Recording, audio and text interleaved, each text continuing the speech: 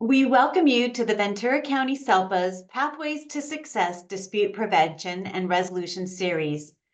This series provides essential skills to help you as an IEP facilitator or IEP team member navigate and resolve conflicts that arise during IEP meetings and can at times strain relationships between families and schools. We recognize that unresolved conflicts impact a student's success, their academic success, and our goal is to help you build stronger, more collaborative partnerships. Each session in this series contains ready-to-use tools, techniques, or strategies that can be applied immediately to improve communication and foster a more collaborative environment for students' success. Before we jump into today's topics, we'd like to tell you more about the Ventura County SELPA's Family and School Collaboration Team. My name is Stacy Alvey, and I serve as the team's director. And I'm Peter Aguirre, the team's program specialist. Our vision is to build understanding, strengthen relationships, and achieve student-centered solutions. We're here to help foster partnership between families and schools that support every student's success. You can learn more about the SELPA's Dispute Prevention and Resolution Services by going to our website at vcselpa.org.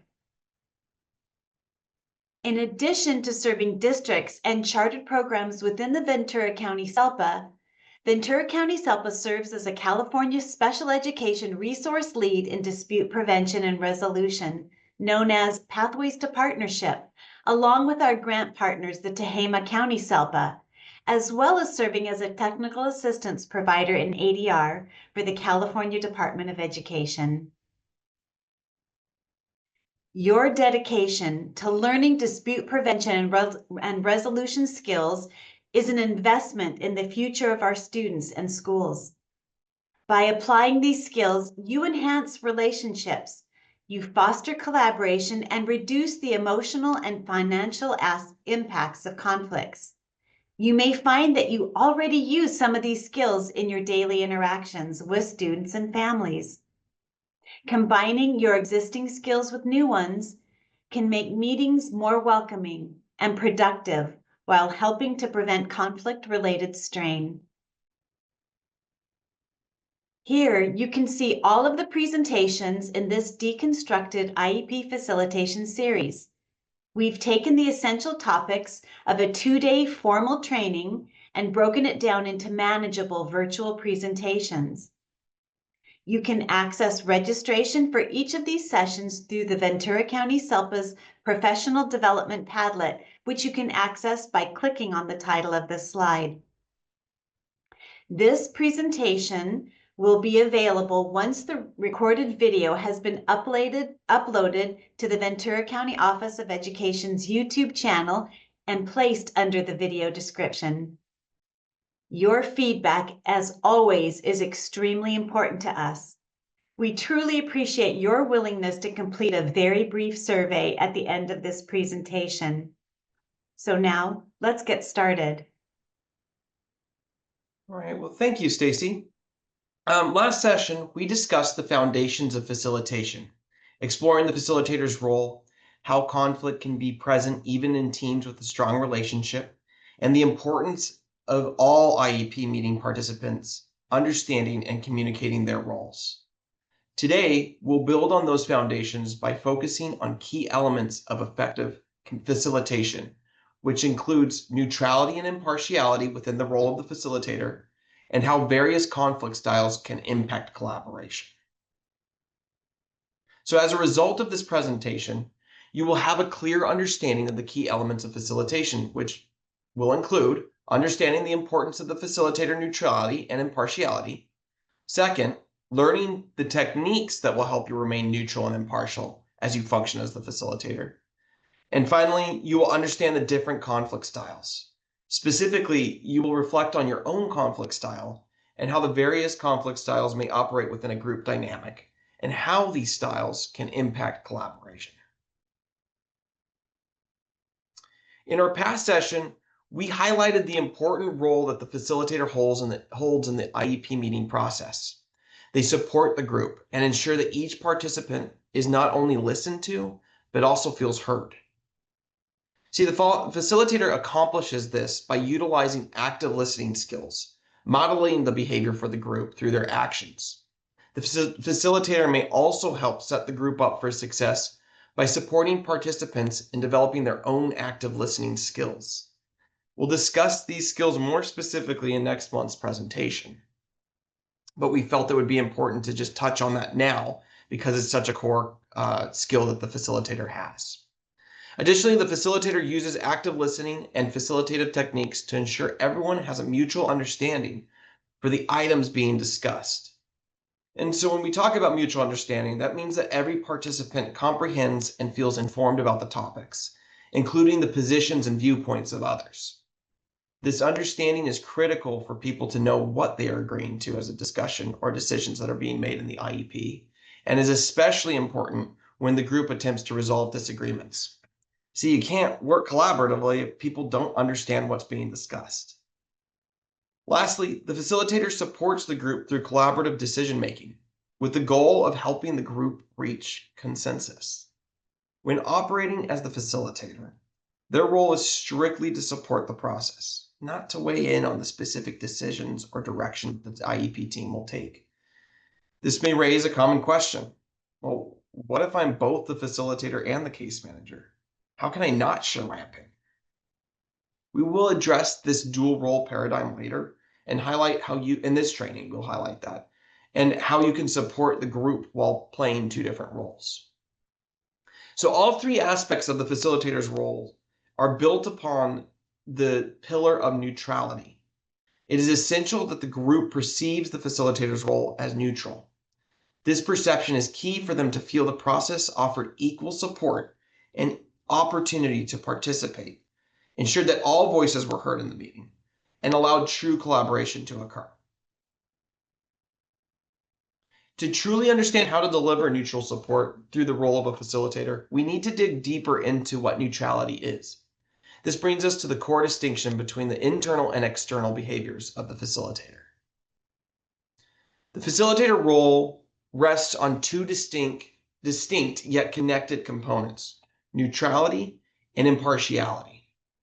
While often perceived as the same, they do have clear distinctions. See, neutrality is the mindset. This is the internal state or thought process of the facilitator. It is the foundational commitment that you, as the facilitator, do not favor any side. You nor weigh in on what should happen or identify who is right or wrong. That's just not your job. See, your job is to support the process, not to champion for a specific result. Now, impartiality is the action. This is the external, active behavior of the facilitator. Impartiality is the act of treating all parties, the parent, the school staff, for example, equally and fairly, ensuring they all are treated with the same regard and without bias. This behavior directly stems from that neutral mindset. Stated simply, neutrality is the state of mind, while impartiality are the actions the facilitator takes to express their neutrality. Now, neutrality being a state of mind, it's a foundational commitment that you, as the facilitator, do not favor any single perspective. These next strategies are about maintaining that neutral mindset, the internal process, even when discussions become difficult. So the first internal strategy is to cultivate curiosity to challenge your assumptions. When someone expresses a view you disagree with, or your natural instinct is to judge it immediately. Now, neutrality requires you to pause that judgment and replace it with curiosity. Ask yourself, what's the person's interest behind that position? Or what valuable information is hidden behind that challenging statement? You see, by becoming genuinely curious about the interest behind the statement, you interrupt the impulse to label it as right or wrong. This keeps your mind open and it prevents you from aligning with a specific party, a specific perspective, or an idea.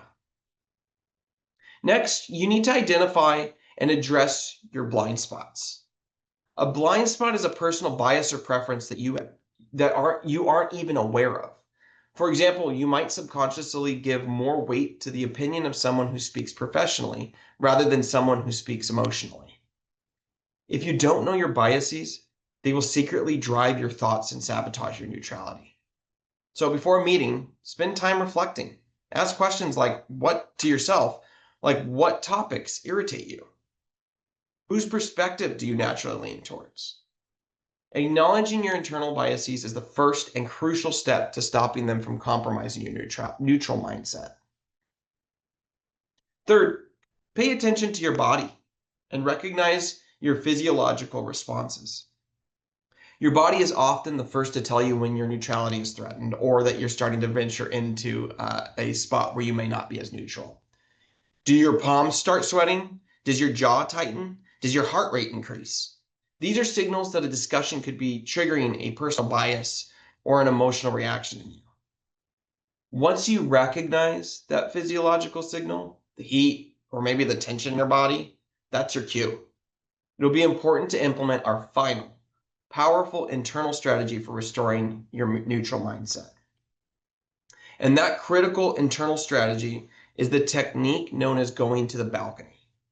This essential concept for maintaining neutrality was coined by professional negotiator William Ury.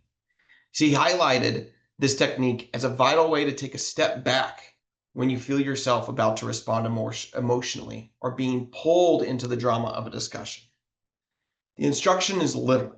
You're going to imagine yourself physically floating up and observing the entire meeting from a balcony overhead. You are no longer one of the players. You become a calm, objective observer. So following that balcony analogy, you are to think of the meeting as a crowded dance floor at a concert. When you're on the floor, you're immersed. You feel the heat. You're constantly bumped into people. You can only see the people immediately around you. Your focus is limited, and your reactions are immediate and emotional. When you go to the balcony, you see the entire scene. You notice the patterns. Who is talking to whom? Who's leaning back or pulling away? You can see the overall dynamics of the group, the ebb and flow of the conversation, rather than the immediate distress or conflict. This mental exercise allows you to separate your personal reaction from the important task of facilitating a meeting. It gives you the necessary distance to analyze the situation objectively and to see those patterns and not the chaos, and then maintain that neutral mindset required to guide the group effectively. When you're on the balcony, you stop reacting and you actually start facilitating. Now that we've covered the internal work required for neutrality, that state of mind, let's talk about impartiality. This is what the team actually sees and feels from you, your observable behaviors. The impartiality is the active demonstration of treating every person in every position fairly and without bias. The first way to show impartiality is to provide equal time to everyone in the meeting. If one person is consistently dominating the conversation, your role is to step in and gently redirect. You might say something along the lines of, what you've shared provides a perspective that is important for the rest of the team to understand. Thank you for providing that information. Now, I'd like to pause here and make sure Ms. Jones has an opportunity to share her perspective so that we can gain an additional insight on the situation. By making a statement like that, you're giving everyone equal space to validate their voice and you give everyone equal space validating their voice, and it prevents the meeting from becoming one-sided. Next, you must acknowledge and empathize with all of the views, no matter how they're expressed. Sometimes key information comes out when a person is frustrated or emotional. Your job isn't to judge the delivery, it's to validate the underlying feeling. A simple acknowledgement like, based on the information you shared, we can see how important safety is to you and how you feel communication could be improved. That makes sense, especially if you're wanting to make sure your daughter's safe. Or you can see another statement like as simple as, it sounds like a lot of effort went into collecting that data. These statements show that every participant that you respect, it shows that to every participant that you respect their reality. This builds trust, which is the cornerstone of impartiality. Another approach to demonstrating neutrality is to use neutral language and avoid phrases that hint at preference. Instead of saying, we should really consider this option, try a softer approach like, that's an option to consider. Or maybe, I hear you want to talk about this specific topic. We must attempt to avoid the overuse of subtle go-to behaviors intended to signal our attention that we're attending to the individual, but what may inadvertently communicate agreement and undermine your neutrality. This includes nonverbal acknowledgments like nodding your head yes, or verbal affirmations like or I agree, or yeah, while a participant is speaking. While these actions are meant to show that you're listening, they can easily be misinterpreted by others as expressing agreement with that viewpoint, creating the perception of bias. Instead, use a neutral nonverbal cues, neutral statements with calm eye contact and an open posture to convey impartial engagement. In addition to that, you want to be mindful of your tone and facial expressions. A quick frown or a raised eyebrow or a sigh can instantly signal a bias, regardless of the words you use. To counter this, you must actively maintain a calm, open posture and a consistent professional tone throughout the discussion. To achieve a calm and open posture, avoid fidgeting and keep your body open. That means no crossing your arms tightly. Sit with both feet on the floor, your arms relaxed on the table, or just relaxed at your side to convey you are present and approachable. And possibly even lean in. That's one way some people actually signal that they're attending. Your professional tone is just as critical. Your voice should be relatively consistent, steady, and moderate in pace. Avoid dramatic vocal changes such as a sharp pitch increase that can signal frustration or alarm. Now, obviously, you don't want to sound like a robot, but you do want your voice to remain at a conversational level with inflections that accurately reflect the respect and impartiality you want to convey, and not your personal reaction. Finally, this commitment to nonverbal control is exactly where the strategy of going to the balcony is helpful. It allows you to self-reflect on your physiological responses and quickly regain your neutral mindset before your physical reactions compromise your external impartiality. You can also offer a neutral approach to examine proposals. Like when a proposal is made, your role is not to endorse it. It's to help the group examine it objectively. Offer a neutral approach to examine the proposal. If a recommendation is put out there, your impartial response should be something along the lines of, that's a clear proposal. Now let's look at it using our meeting process. What are the potential impacts and what questions does the team have about how it would be implemented? Using a statement like that, you're guiding the analysis of the proposal, not the acceptance of it. Finally, continually clarify through open-ended questions. And let's define what open-ended questions are. They're questions that cannot be answered with a simple yes or no or a single word response. They typically start with something along the lines of, can you tell me more, or what, or how? In other words, when you use these open questions, you make a conscious effort to remain curious through those questions. Your questions are the tools of impartiality. By using those phrases like, can you tell us more about the data that led to your conclusion? Or what would success look like from your point of view? You are ensuring that all assumptions are exposed and that all perspectives are fully understood. This consistent curiosity forces the discussion to be comprehensive and fair, demonstrating to everyone that your focus is strictly on making the meeting process work for them. Now, while we've been focusing intensely on the need for neutrality, which is the mindset, and the impartiality, the actions, as you function as the facilitator, we must pause for a reality check. In MIDI settings, the person running the meet is also a key IEP team member, such as a case manager or maybe the local educational agency or LEA representative. When you are wearing one of those hats, you are inherently a meeting participant. That means you have information, you have a professional opinion, and you have a duty to voice that opinion or weigh in on the decisions that are being made for the student. This creates that dual role that must be managed very carefully. The single most important strategy for managing this is transparent communication about which role you are playing at any given time. And that transparency should begin before the meeting, either through a planning call or a planning discussion. This gives participants time to process the dual roles without being surprised. You would highlight your role in advance and then formally reiterate it during the meeting introductions. We talked about meeting introductions in our last session. So you have some of the scripts that we can use so that people can have a clear understanding of our role. But it's critical as the facilitator when you're playing as a facilitator, especially when you're playing two roles. So an introduction statement could go something along the lines of this. During the meeting, I'll be supporting the IEP team through the two roles. One of my roles today is going to be the facilitator. And in that role, I'll support our discussion, keep us to the agreed upon agenda, and work to ensure all voices are heard.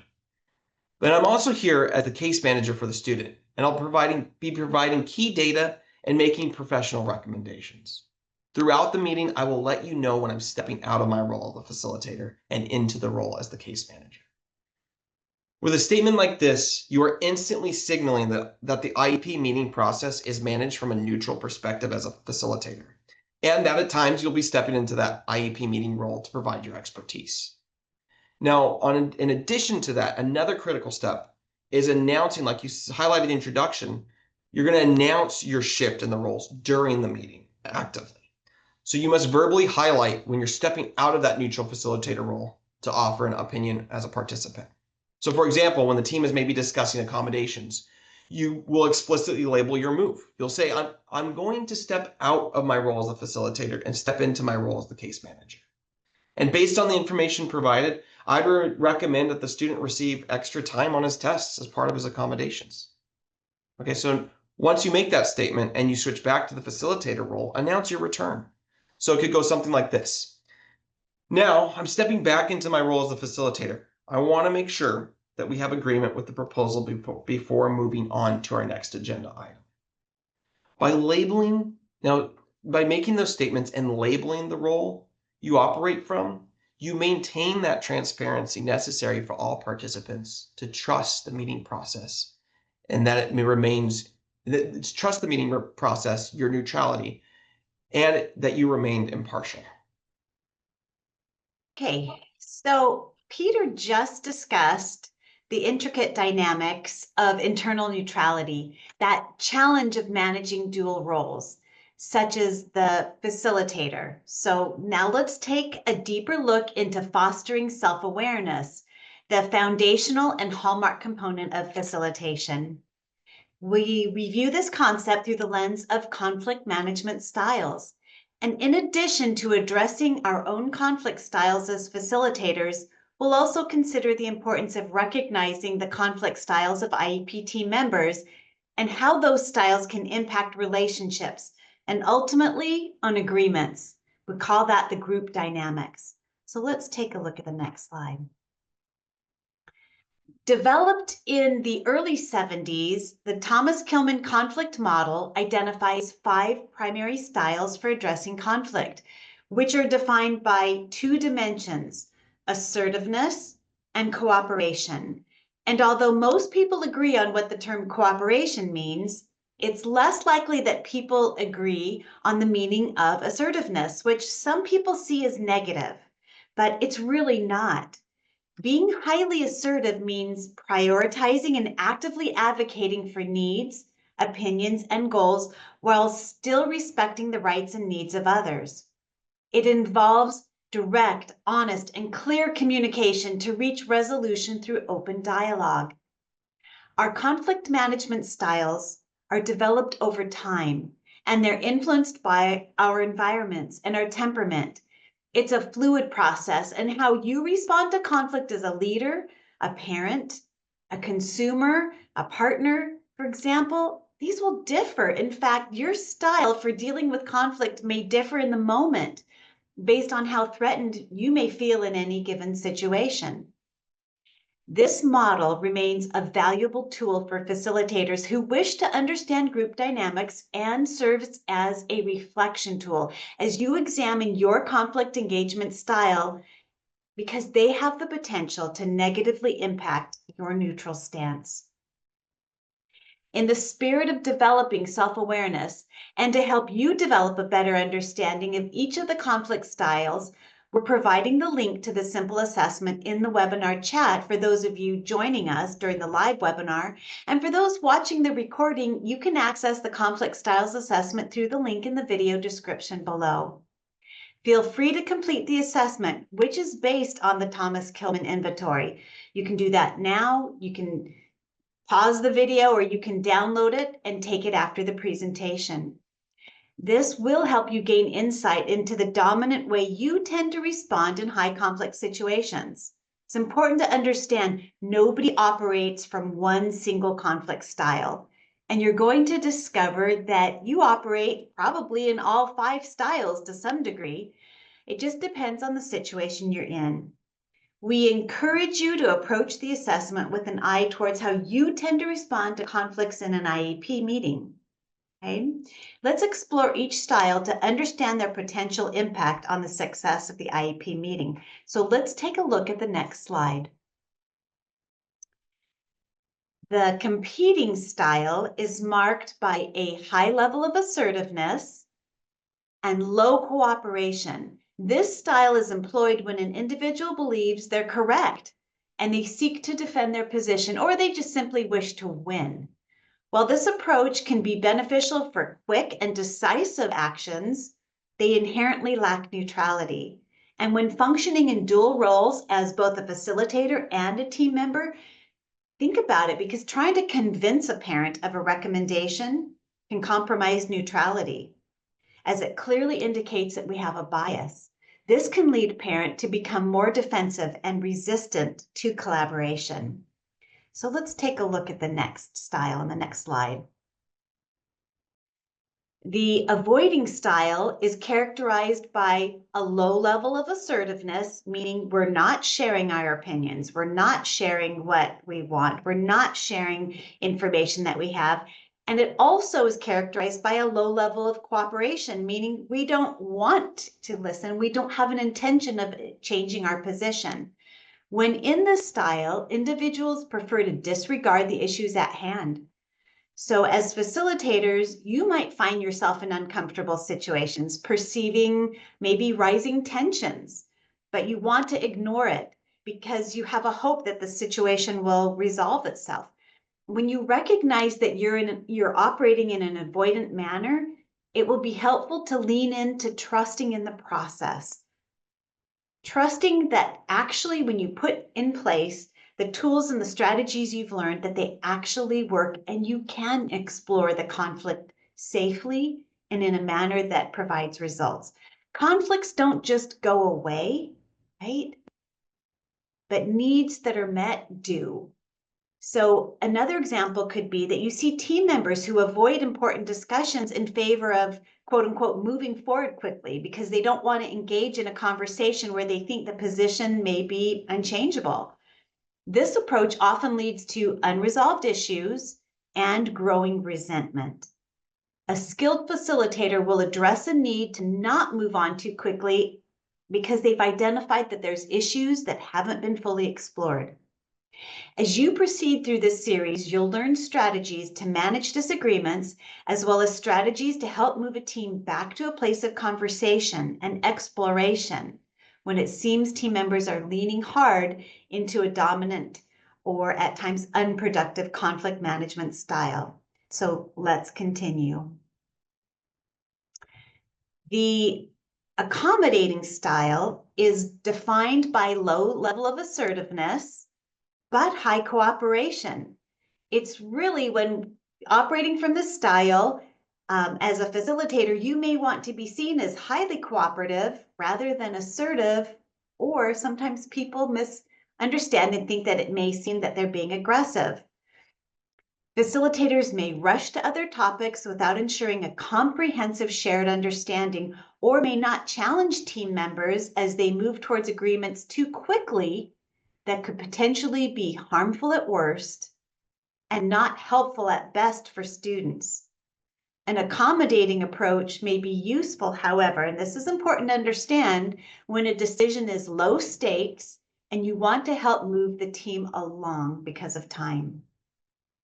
Let's move ahead, let's take a look at the compromising style right in the middle of that graphic. In this style, assertiveness and cooperation are at a medium level. This style can yield quick, middle ground solutions that both parties find acceptable, but here's the thing. Participants often leave feeling dissatisfied, especially if they believe they had to give up something that was really important to them. And again, often a student's needs are what are impacted when a compromise is reached rather than collaborating, so all needs are addressed and all the needs are met. Agreeing to split the difference is usually not what a student needs. So let's take a look at this final style we're going to take a look at called the collaborating style. It's characterized by high levels of assertiveness and high levels of cooperation. That sounds really desirable, doesn't it? And as facilitators, we want to support team members to get into a space of collaboration because this is how we help them get the needs met. As facilitators, we model these collaborative behaviors, demonstrating open-ended questions, for example, to increase understanding, utilizing open-ended questions to demonstrate empathy. We continually seek clarification, and we demonstrate and explicitly communicate hope in the process of collaboration. Ensuring collaboration does take time, and sometimes this can be a challenge. But as facilitators do this, they are encouraging creative problem solving and integrating and the integration of multiple viewpoints. This is really key to understand that decisions that are based on a collaborative approach are more durable. They're longer lasting in the long run. So, in conclusion, as we conclude our second session, we'd like to review what we discussed today. The presentation focused on the elements of facilitation, highlighting the key components of both neutrality and impartiality, and how this mindset and how these actions support the IEP team to actively listen, to develop mutual understanding, and collaborate to make decisions that are appropriate for students. We talked about the importance of self-awareness, really leaning into and understanding your personal conflict style and understanding how those styles can impact your neutrality. We also discussed how effective facilitators recognize and respond to the conflict styles utilized by IEP team members in what we call group dynamics. And we do this as facilitators in order to support collaboration.